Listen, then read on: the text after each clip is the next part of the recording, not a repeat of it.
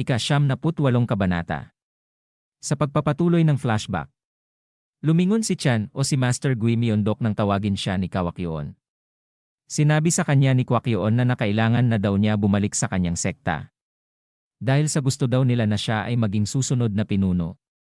Nagulat sa kanyang narinig si Chan o si Master Gui Myeondok na sinasabi niya na ngunit ang mga demonic cult ay kumikilos ng kakaiba kamakailan lang.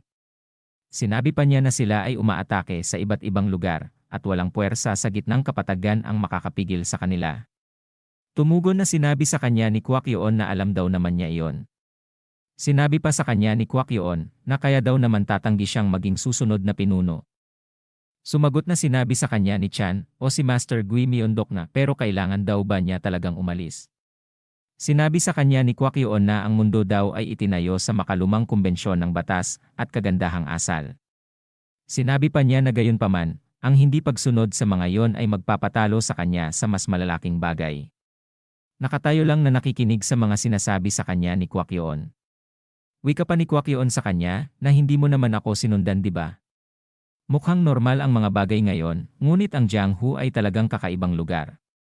Kinakain ng malalakas ang mahihina, ngunit nagpapanggap na hindi. Ngunit sa likod ng mga eksena, lahat ng mga ito ay kinuha sa pamamagitan ng makasariling pagnanasa.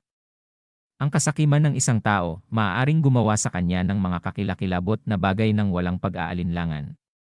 Nagulat at napatikom ng mga kamao nang mapakinggan ni Chan ang sinabi sa kanya ni Kwakyeon na naranasan naman daw niya rin ito, di ba? Sinabi pa ni Kwakyeon na siguro ang kapayapaang nararamdaman nila ay sobrang kampante. Kung kaya naman ay nagdala ng mas madidilim na bagay, ang tinatawag nilang kultong demonyo sa mundong ito. Napakagat sa labi si Master Gui Myeondok o si Chan. Na sinabi niya kay Kwakyeon na kung lumalakas ang kadiliman, hindi ba dapat lumalakas din ang kaliwanagan? Tumawa si Kwakyeon na sinasabi niya kay Master Gui Myeondok o si Chan na yon daw ay tama. Natumbok niya daw ang kanyang mga sinasabi. Itinikom ang mga kamao ni Kwakyeon na sinasabi niya na kaya naman ay nagplano siya na tipunin ang lahat ng tao na pwedeng lumaban sa demonic cult at magtayo ng alyansa. Ibinuka ang mga palad na sinabi pa niya na nais daw niyang maging isang tanglaw ng liwanag at ilawan ang kadiliman ng mundong ito. Sinabi ni Master Gui Myeondok na kung gayon daw ay gusto niyang sundan ang kanyang tagapagligtas ST Master. Nakapikit at nakatikom ang kanyang kamao na sinabi pa niya na wala daw siyang gaanong karanasan, kung kaya naman hindi niya alam kung paano gumagana ang mundo. Ngunit gusto daw niyang makita ang mundo na pinapangarap ng kanyang master. Makikita ang dalawa na si Master Gui Myeondok at si Leader Kwakyeon na hinahawakan sa balikat si Chan nito. Sa araw na yon, nabuo ang Black Flower League sa ilalim ng utos ng pinuno ng alyansa. At dito na po nagtatapos ang flashback ni Master Gui Myeondok. Lumipat ang eksena sa palasyo ng Sichuan at sa kisami ng palasyo ay makikita ang sinag ng buwan. Kung saan si Jiok ay nakaupo sa lamesa, sa harap ay may alak na nakahain na sinasabi sa lalaki nasa kanyang tabi kung alam daw ba nito kung bakit siya umiinom dito sa lugar na ito. Sumagot ang lalaki na hindi daw niya alam. Sinabi pa niya siguro daw ay para aliwin ang espiritu ng mga patay. Nagsali ng alak sa baso na sinasabi ni Jiok na mali daw siya. Ang lugar daw na ito ay ang kung saan siya nagsimula. At sa parehong oras, ang unang hakbang sa kanyang mga dakilang gawa. Sinabi ng lalaki na nakayuko na ganun daw ba?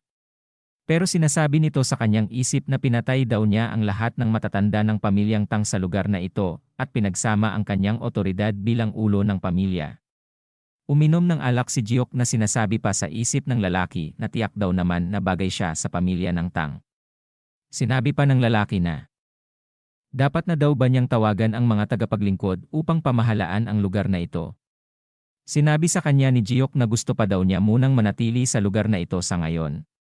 Tiningnan niya ang lalaki na nakayuko sa kanya na sinasabi nito na mas mabuti pa daw na ito ay umalis na. Pagkatapos na iwang mag-isa sa silid at tinitingnan ang alak na hawak ni Jiok. Ininom na ni Jiok ang alak na sinasabi niya na hindi daw niya alam kung sino siya, ngunit iminumungkahi daw niya na ipakita nito ang kanyang sarili. Isang itim na kasuotan ang naglalakad papunta kay Jiok. Tumingin sa gilid si Jiok at sinasabi nito, habang hawak ang baso ng alak na ano daw ang ginagawa niya dito sa kanyang lugar. Ang akala ni Jiok na ang lalaking ito ay ang nakamaskarang kausap niya noong kamakailan lang. At sinabi pa niya na di daw ba nasabi na niya sa kanya na wala pa silang natatanggap na instruction sa ngayon. Nagtatagka si Jiok na sinasabi pa niya na kung may nangyari daw bang mali. At nagulat ito na sinasabi niya na hindi daw ito yung taong iyon. Nakatingin na sinabi ng nakamaskarang si Master Gui Myeondok sa kanya, isip na napagkamalan daw ba niya siya na ibang tao. Sinabi nito kay Jiok na sino daw ang taong sinasabi niya. Sinabi pa niya ang tinutukoy daw ba niya ay isa sa miyembro ng Black Flower League. Lumiwanag ang mga mata ni Jiok na sinisigaw at humagis ng mga kunay na lason na sinasabi na siya daw ay walang obligasyon na sagutin ang kahit na anong tanong na nagmula sa kanya. Mabilis na hinarang ng nakamaskarang Gui Myeondok ang mga inihagis sa kanya ni Jiok. Nagulat ito na sinasabi niya sa kanyang isip na nahuli daw ba niya ang mga nakatagong sandata na nilagyan ng kanyang ki potion. Tumayo si Jiok at sinasabi na sa nakikita daw niya, parang napakadali lang daw sa kanya na harangin ang mga armas ng Poison King. Marahil daw siya ay si Gui Myeondok. Hawak ang mga kunay na may lason ay nakatingin si Master Gui Myeondok kay Jiok na sinasabi pa ni Jiok na ito daw ang unang pagkakataon na makita niya ang hidden hero of the Great Orthodox Demonic War na si Gui Myeondok. Sa tingin ng pinuno ng Tang pamilya na Gui Myeondok ang pangalan niya.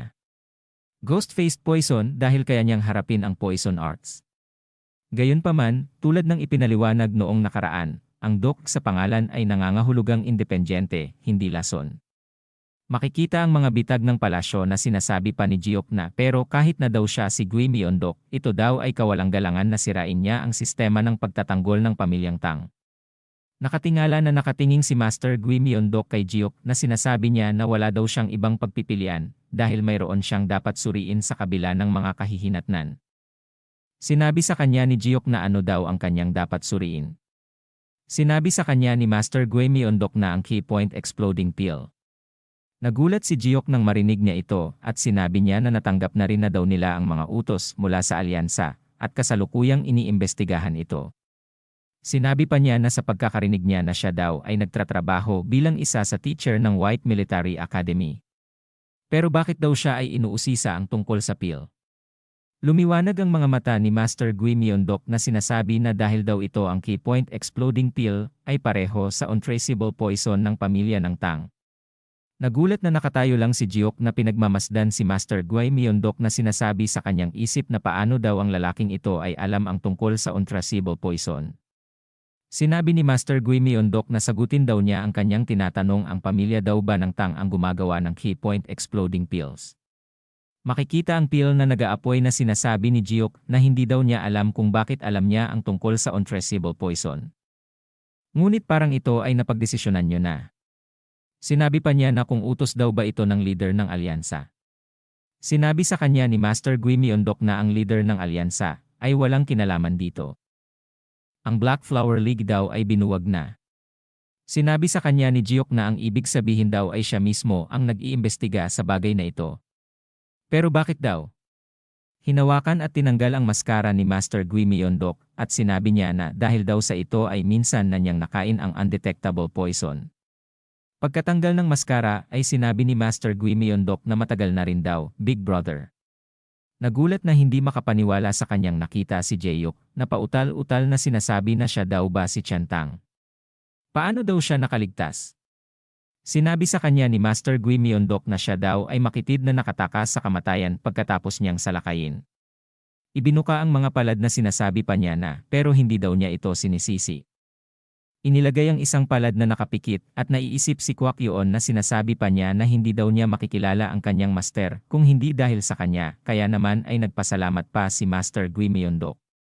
Nakatingin si Jaehyuk kay Master Gui Myeondok na sinasabi sa kanyang isip na nagagamit ba niya ang panloob na enerhiya sa kabila ng pagiging masakit gawa ng undetectable poison.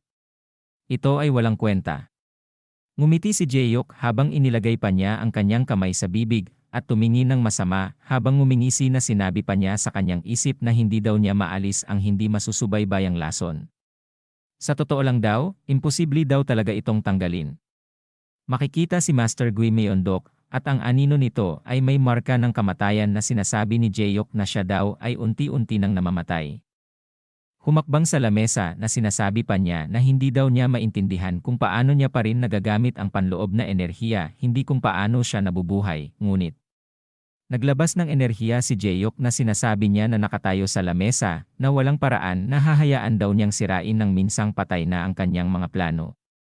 Pinagkrus ang mga kamay na nilagyan niya ang mga ito ng enerhiya na sinasabi pa niya na kailangan daw niyang tanungin ang pinuno ng alyansa tungkol sa kanya. Pagkatapos ay mabilis na umatake si Jaehyuk na mabilis na hinawakan ni Master Gui Myeondok ang braso nito na kanyang ikinagulat. Seryosong sinabi ni Master Gui Myeondok habang mahigpit na hawak ni Master Gui Myeondok ang braso nito na sinabi na daw niya sa kanya na ang leader ng alyansa ay walang kinalaman dito. Sinabi pa niya na sabihin daw sa kanya na kung paano ang pamilya ng Tang ay nagkaroon ng ugnayan sa Key Point Exploding Pill.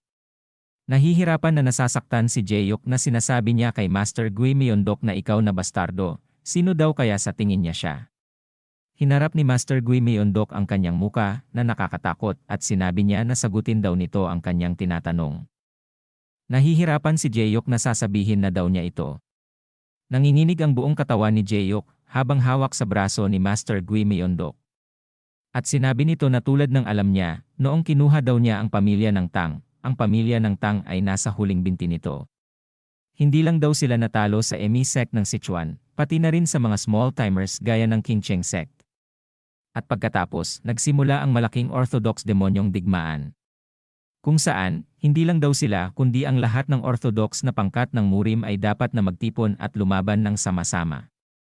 Para protektahan ang gitnang kapatagan mula sa kulto ng demonyo, dapat daw nilang isakripisyo ang kanilang dugo at pawis. Gayunpaman, ang krisis na iyon ay naging isang pagkakataon para sa kanila, ang pamilyang Tang. Habang tumatagal ang digmaan, ang lason at ang gamot ng pamilyang Tang ay kumalat sa gitnang kapatagan na tumulong sa kanila na makabangon pabalik sa kaluwalhatian.